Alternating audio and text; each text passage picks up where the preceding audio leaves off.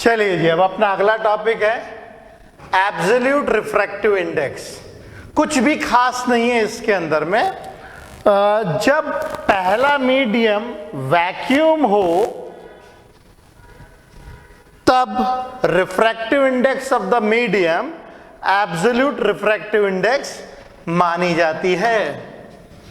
मतलब ये कि अगर मान लीजिए एक मीडियम से दूसरे मीडियम पे अगर लाइट जा रही है और पहला मीडियम वैक्यूम है, अगर पहला मीडियम वैक्यूम है, ऐसी सिचुएशन में जो भी हम बोलते हैं रिफ्रैक्टिव इंडेक्स, उसको एब्सोल्यूट रिफ्रैक्टिव इंडेक्स बोला जाता है।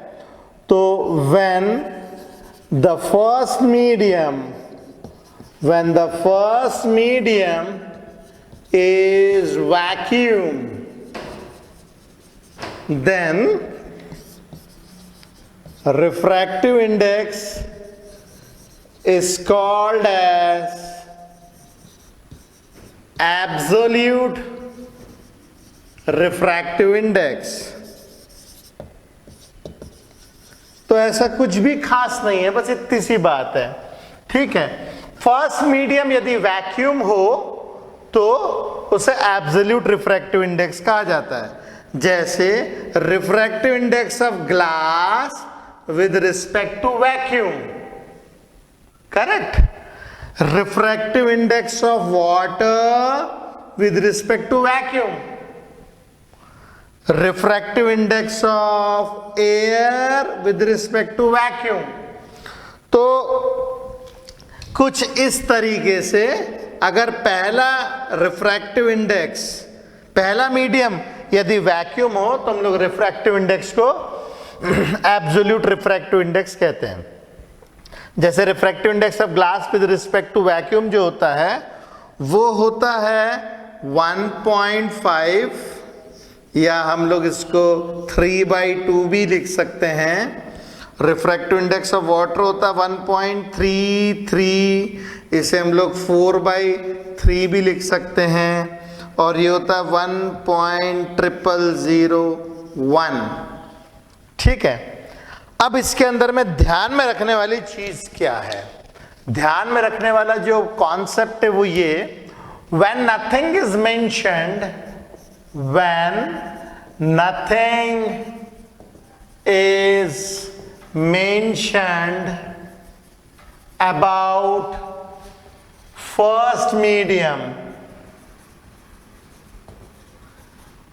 ऐसी सिचुएशन में we will take it as vacuum।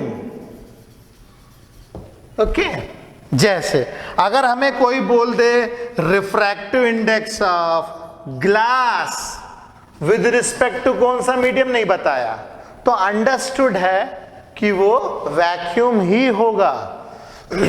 जैसे अगर कोई बोल दे refractive index of water with respect to कौन सा मीडियम नहीं बताया, तो अंडरस्टूड है वैक्यूम ही होगा।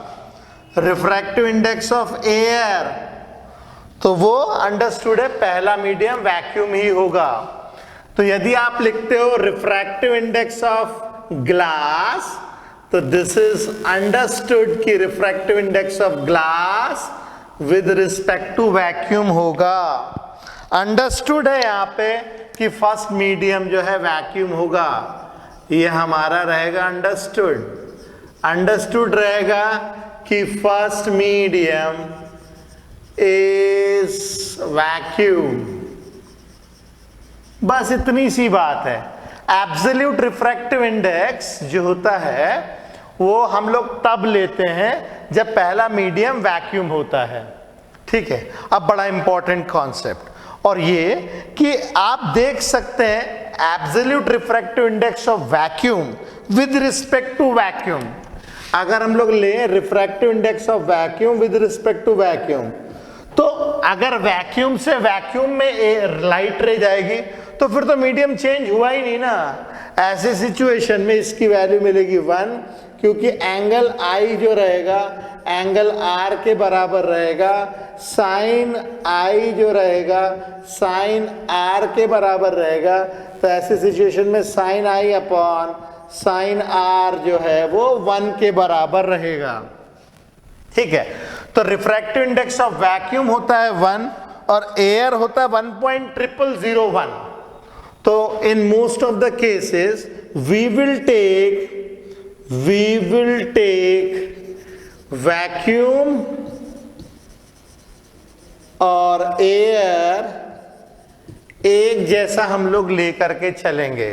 There is no difference between vacuum and air. Ideally बहुत ज्यादा अंतर नहीं है इसके अंदर में रिफ्रैक्टिव इंडेक्स का, तो क्वेश्चंस के अंदर में हम लोग एयर और वैक्यूम ले सकते हैं, मतलब एयर की जगह आप वैक्यूम मान सकते हो। तो रिफ्रैक्टिव इंडेक्स ऑफ एयर बोलो चाहे वैक्यूम बोलो लगभग सेम ही होता है। एयर का होता है 1.0001 और वैक्यूम का होता है 1।